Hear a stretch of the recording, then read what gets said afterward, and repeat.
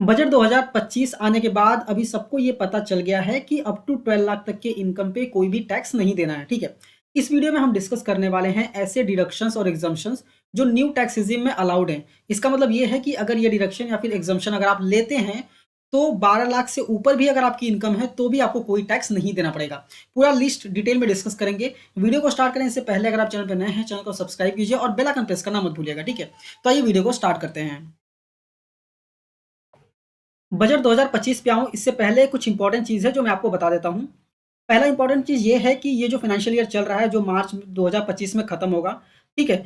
उस financial year के लिए वो फाइनेंशियल ईयर का नाम है फाइनेंशियल 2024-25, ठीक है। उसमें जो ओल्ड वाला स्लैब है ना, जो पहले था न्यू टैक्स रेजिम में स्लैब 0 से 3 लाख, 3 से 6 लाख, 6 से 9 लाख, वही स्लैब चलने वाला है, ठीक है। मतलब बजट 2025 जो आया है जिसमें नया स्लैब रेट बताया गया है 0 से 4 लाख, फिर 4 लाख से 8 लाख और बोला गया है कि 12 लाख तक पे कोई भी टैक्स नहीं है। वो फाइनेंशियल स्टार्ट होगा 1 अप्रैल 2025 से। मतलब 1 अप्रैल 2025 के बाद जो भी आप इनकम अर्न करेंगे उस पे ये वाला स्लैब रेट अप्लीकेबल होने वाला है, ठीक है। तो पहले ये चीज़ आपको क्लियर होनी चाहिए। दूसरा क्लियर ये चीज़ ये होनी चाहिए कि 12 लाख तक के इनकम पे कोई टैक्स नहीं है। इसका मतलब ये नहीं है कि 12 लाख के तक के इनकम पे कोई टैक्स है ही नहीं, ठीक है। स्लैब तो है 4 से 80 पे 5% मतलब 20,000 रुपये का टैक्स, और 8 से 12 लाख पे 10% मतलब 40,000 रुपये का टैक्स। मतलब यहाँ पे 20 प्लस 40 60,000 रुपये का आपको रिबेट दिया जा रहा है, जिसकी वजह से 12 लाख तक के इनकम पे कोई टैक्स नहीं है, ठीक है। तीसरा पॉइंट ये है कि जो रिबेट है वो रिबेट आपको नॉर्मल इनकम पर ही मिलने वाला है।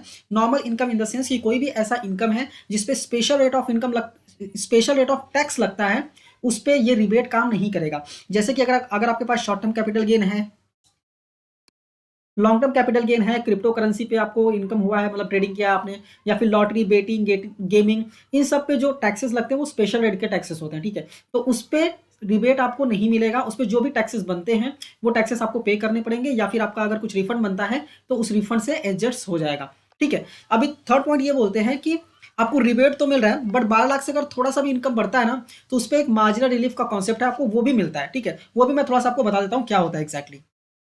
ये मैं आपको डिटेल में एक्सप्लेन नहीं करूंगा क्योंकि एक सेपरेट वीडियो मैंने बना दिया हुआ है, ठीक है। अच्छे से एक्सप्लेन किया है, आई बटन पे लिंक कर दिया, आप जाके देख लीजिएगा, ठीक है। ये मैं सिर्फ इतना बता रहा हूँ कि मान लीजिए अगर आपका इनकम यहाँ पे 12 लाख है तो 60,000 का रिबेट मिल जाता है। बट अगर आपका इनकम 12 लाख 10,000 रुपये हो जाता है ना, मतलब 12 लाख से क्रॉस करता है, तो आपको ये 60,000 तो देने पड़ेंगे, प्लस 10,000 जो एक्स्ट्रा है जिसपे 15% लगेगा, 1,500, मतलब टोटल 61,500 का टैक्स पेबल आ जाता है, ठीक है। मतलब 10,000 का इनकम बढ़ने से 61,500 का टैक्स आता है। तो यहाँ पे बेसिकली क्या होता है कि आपका मार्जिनल रिलीफ काम करता है, और मार्जिनल रिलीफ ये बोलता है कि जितना इनकम बढ़ रहा है अगर उसके प्रोपोर्शन में ज़्यादा टैक्स बढ़ता है, ठीक है, तो जितना इनकम बढ़ रहा है सिर्फ उतना ही आपको टैक्स देना है, मतलब सिर्फ 10,000 रुपये टैक्स देना है। 51,500 का आपको मार्जिनल रिलीफ मिल जाता है, ठीक है। इसका डिटेल में प्रॉपरली मैंने यहाँ पे एग्जाम्पल के थ्रू बताया है, आई बटन पे वीडियो लिंक कर दूंगा, आप जाके एक बार देख लीजिएगा, ठीक है। तो उम्मीद करता हूँ इतनी सारी चीज़ें आपको प्रॉपर्ली समझ में आ गई होगी। अब आते हैं डिडक्शंस या फिर अलावेंसेज जो हैं जो अलाउड है न्यू टैक्स रेजिम में। पहला डिडक्शन अलाउड है इंप्लॉयर्स का कंट्रीब्यूशन। अगर इंप्लॉयर कंट्रीब्यूशन करता है एनपीएस में, ठीक है, तो आपको उसका डिडक्शन मिलता है अंडर सेक्शन 80 CCD 2, ठीक है। ये डिडक्शन आप न्यू टैक्स रेजिम में भी ले सकते हैं। मतलब अगर आप कंट्रीब्यूशन कर रहे हैं, मतलब इंप्लॉय अगर कंट्रीब्यूशन कर रहा है तो उसका डिडक्शन आपको न्यू टैक्स रेजिम में नहीं मिलता, बट इंप्लॉयर के कंट्रीब्यूशन का मिलता है, ठीक है। अभी इंप्लॉयर का कंट्रीब्यूशन पहले 10% था, बजट 2024 में उसको बढ़ा के 14% कर दिया गया था, ठीक है। नेक्स्ट है स्टैंडर्ड डिडक्शन। स्टैंडर्ड डिडक्शन आपको न्यू टैक्स में भी मिलता है, ठीक है। अगर आपका सैलरी इनकम है या फिर पेंशन इनकम है, दोनों पे ही आपको 75,000 तक का आपको स्टैंडर्ड डिडक्शन मिल जाता है। हालांकि स्टैंडर्ड डिडक्शन ओल्ड टैक्स में भी है, बट वहाँ पे 50,000 है, ठीक है।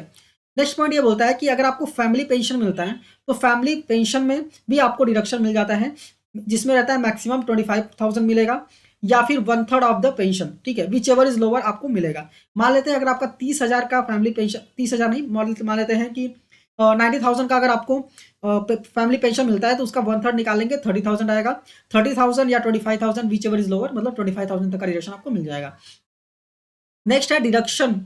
अगर आपने डिपॉजिट किया है या फिर पेड किया है अग्निवीर कॉर्पस फंड में, तो उस सेक्शन मतलब उसका डिडक्शन जो है सेक्शन 80 CCH 2 में मिलता है, और वो न्यू टैक्स रेजिम में भी अलाउड है।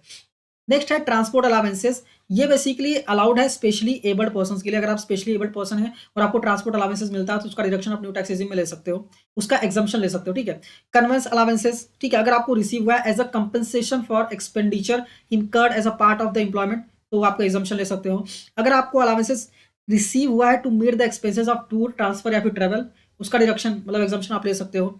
डेली अलाउंसेस अगर आपको रिसीव होते हैं in order to meet the ordinary expenses due to absence from the place of duty, अगर ये मिल रहा है डेली अलाउंसेस तो भी उसका एग्जाम्पशन ले सकते हैं।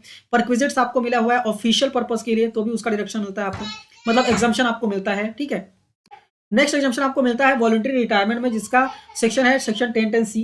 लीव इनकैशमेंट अगर आपको मिलता है तो उसका भी एग्जाम्पशन मिलता है जो कि सेक्शन 1010AA। अगर ग्रेचुटी आपको मिल रही है तो उसका भी डिडक्शन मतलब एग्जाम्पशन आपको मिलता है सेक्शन 1010, ठीक है। ये सारे न्यू टैक्स में अलाउड है। अगर आपको गिफ्ट मिल रहा है, ठीक है, तो अप टू 50,000 तक कोई भी टैक्सेस नहीं है। इसके बाद सबसे इंपॉर्टेंट ये है interest on home loan on let out property, ठीक है।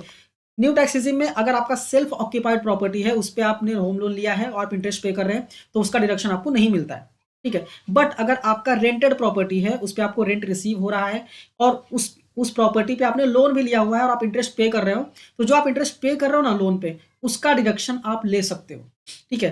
ये इंपॉर्टेंट है, उसका डिडक्शन आप ले सकते हो अगर आपकी प्रॉपर्टी लेट आउट है, ठीक है। तो ये ध्यान रखिएगा आप।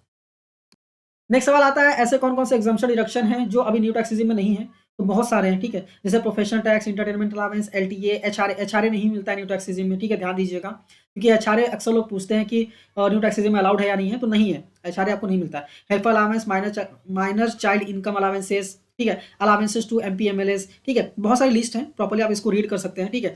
ये जो लिंक है ना बेसिकली जहाँ से मैं रीड कर रहा हूँ, ठीक है, ये हमारा वेबसाइट है, तो हम बेसिकली ये लिंक भी आपको वीडियो के डिस्क्रिप्शन में डाल देंगे, सो डैट आप इसको एक बार अच्छे से रीड कर लीजिएगा। हाउस प्रॉपर्टी का जो मैंने आपको बताया सेम वही चीज़ें यहाँ पे लिखी हुई हैं। इसके बाद FAQs भी बहुत सारे हैं, तो आप इसको प्रॉपर्ली रीड कर सकते हैं और अच्छे से समझ सकते हैं, ठीक है।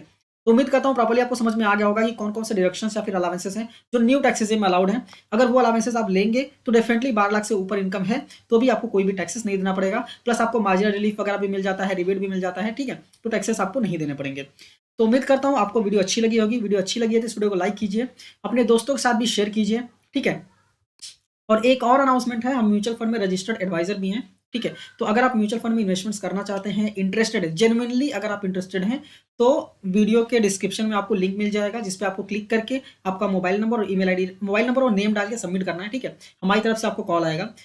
तो आपसे रिक्वेस्ट सिर्फ इतना ही है कि अगर आप जेन्युइनली इंटरेस्टेड हैं कि आप म्यूचुअल फंड में इन्वेस्टमेंट्स करें, अच्छा खासा प्रॉफिट आप कमा सकें, एंड सेकेंडली टैक्स प्लानिंग भी कर सके जिससे कि आपको टैक्सेस वगैरह ना देना पड़े, तो सारा प्लानिंग हम करके देते हैं, ठीक है। तो अगर आप जेन्युइनली इंटरेस्टेड हैं तो डेफिनेटली आप लिंक पे क्लिक कीजिए, अपना डिटेल्स फिल कीजिए, हमारी तरफ से कॉल आएगा, हम आपको एक्सप्लेन करेंगे सारी चीज़ें कि क्या है, कैसे हैं और कैसे इन्वेस्टमेंट्स होते हैं, कैसे रिटर्न्स होते हैं, कैसे टैक्स प्लानिंग वगैरह हो जाता है, ठीक है। उसके बाद आपका हम इन्वेस्टमेंट जो है वो स्टार्ट करके देंगे, ठीक है। तो उम्मीद करता हूँ कि ये वीडियो आपको डेफिनेटली अच्छी लगी होगी। तो मिलते हैं नेक्स्ट वीडियो में। Thank you for watching and all the best.